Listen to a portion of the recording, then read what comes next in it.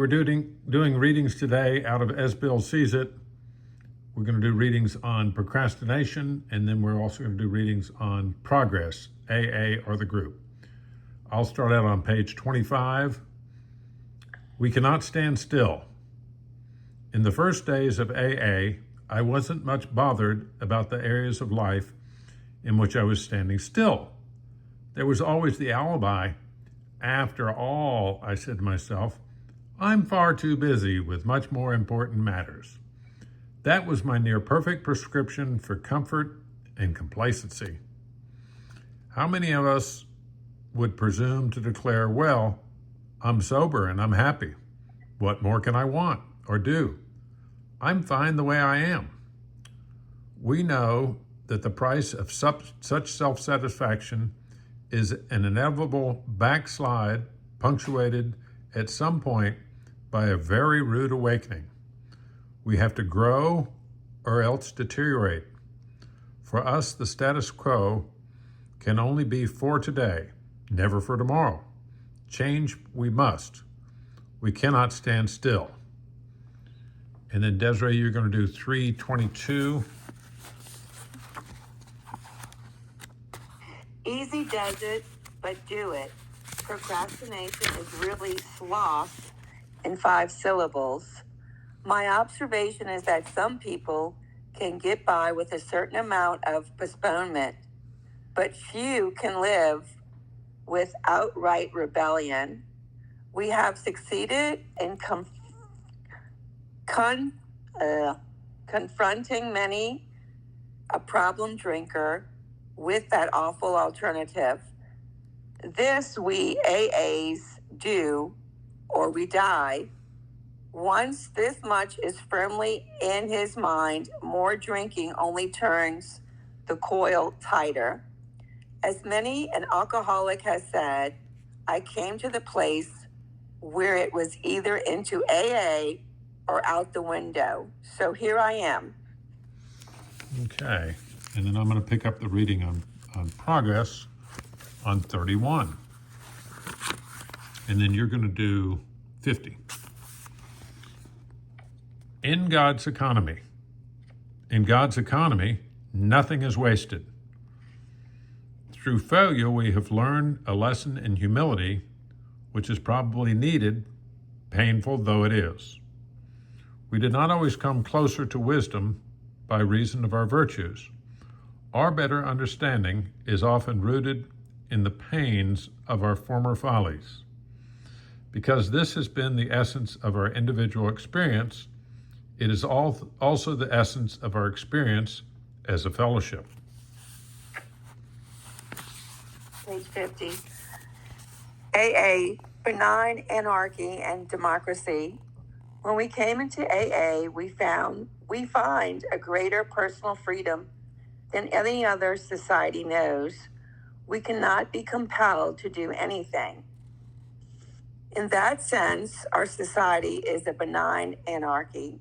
The word anarchy has a bad meaning to most of us, but I think that the idealist who first advocated the concept felt that if only men were granted absolute liberty and were compelled to obey no one, they would then voluntarily associate themselves in the common interest. AA is an association of the benign sort he envisioned. But when we had to go into action to function as groups, we discovered that we also had to become a democracy. As our old-timers retired, we therefore began to elect our trusted servants by majority vote. Each group, in his own sense, became a town meeting. All plans for group action had to be approved by the majority. This meant that no single individual could appoint himself to act for his group or for AA as a whole. Neither a dictatorship nor paternalism was for us. Okay, I'll pick it up on 65, and then you're going to do 82. Growth by the 10th step. In the years ahead, AA will, of course, make mistakes.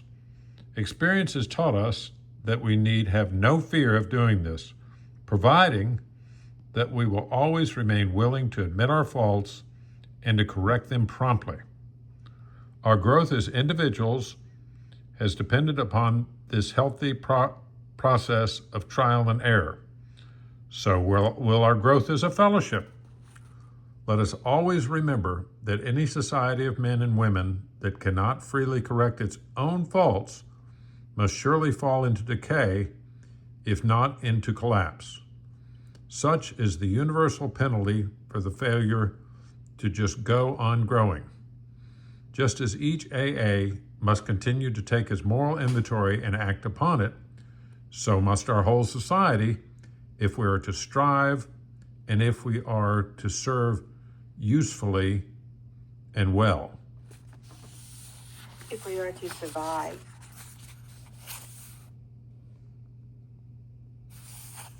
Okay, and you're 82? Trouble becomes an asset. I think that this particular General Service Conference holds promise and has been filled with progress because it has had trouble and it has converted that trouble into an asset, into some growth, and into a great promise. AA was born out of trouble, one of the most serious kinds of trouble that can befall an individual. The trouble attendant upon his dark and fatal malady of alcoholism. Every single one of us approached AA in trouble, in impossible trouble, in hopeless trouble, and that is why we came. In this conference, if this conference was ruffled, if individuals were deeply disturbed, I say, this is fine. What parliament, what republic, what democracy has not been disturbed? Friction of opposing viewpoints is the very modus operandi on which they proceed. Then what should we be afraid of? Okay, I'll read 86, and then you'll pick it up at 115. Room for improvement. We have come to believe that AA's recovery, steps, and traditions represent the approximate truths which we need for our particular purpose. The more we practice them, the more we like them. So there's little doubt that AA principles will continue to be advocated in the form they stand now. If our basics are so firmly fixed as all this, then what is there left to change or improve? The answer will immediately occur to us.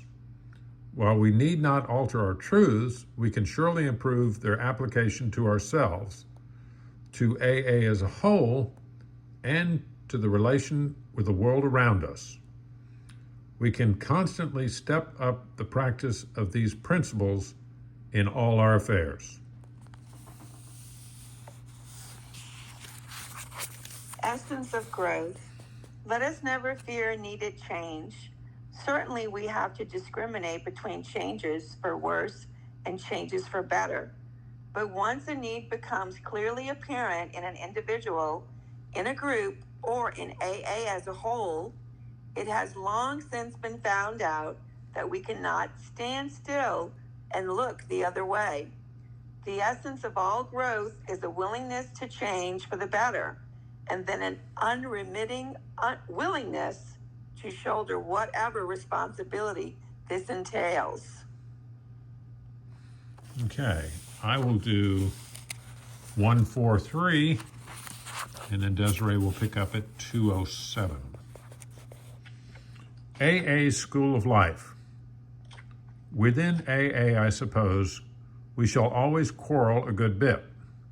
Mostly, I think about how to do the greatest good for the greatest number of drunks.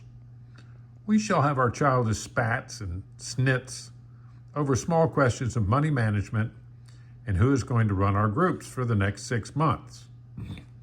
Any bunch of growing children, and that is what we are, would hardly be in character if they did less. These are the growing pains of infancy, and we actually thrive on them. Surmounting such problems in AA's rather rugged school of life is a healthy exercise. 207. The fellowship's future.